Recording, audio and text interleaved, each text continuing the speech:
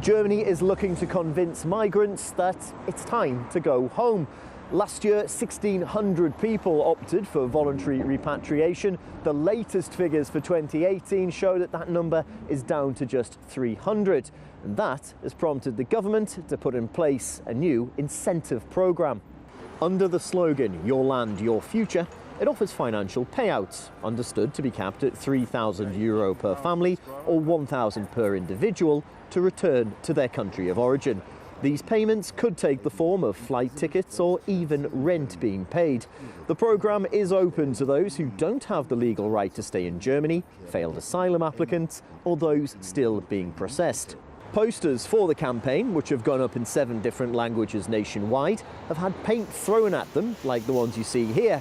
Others have been daubed in graffiti saying refugees are welcome here. The campaign, the posters and the reaction to them have split opinions here in Berlin. If they want to return, if things are fine in their home country, then this scheme is probably a possibility. But the majority of migrants come from war-torn countries. It makes it much easier to send people back to their home countries. I think it's preposterous. People who are already here should stay here, Syrians and others. In any case, I think it's a negative move.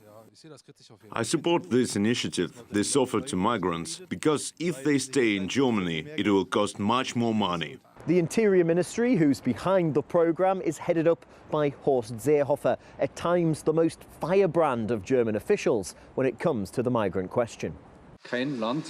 No country can take in an unlimited number of refugees. We want the integration of people who have the right to stay. But integration can only succeed if we put a cap on immigration. On my 69th birthday, 69 people were flown back to Afghanistan. He has since calmed that rhetoric down a little bit, but Germany is the only country in the world that has an individual's right to asylum written in to its basic law. It's the German equivalent of the Constitution. And under Angela Merkel, Berlin has been a vocal supporter of the UN Migration Pact, which aims at burden sharing internationally when it comes to migrants. This pact for migration, as well as for refugees, is the right answer.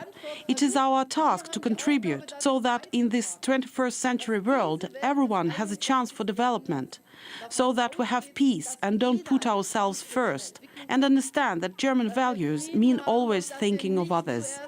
But that plan is rejected equally as vocally by countries such as the United States, Australia and Italy. And one of the main contenders to take over from Angela Merkel as leader of the Christian Democratic Union has said he isn't much of a fan of the UN Migration Pact either, nor is he particularly on board with what the German basic law has to say about asylum.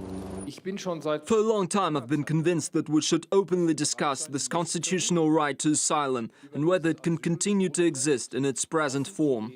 Whether it's through incentive campaigns like the one we've seen or through some other means, whoever takes over as leader of the CDU is going to have the task of convincing German voters that they are the one with the solution to the question of what to do about people who are living here in Germany without the required documentation to allow them to do so legally.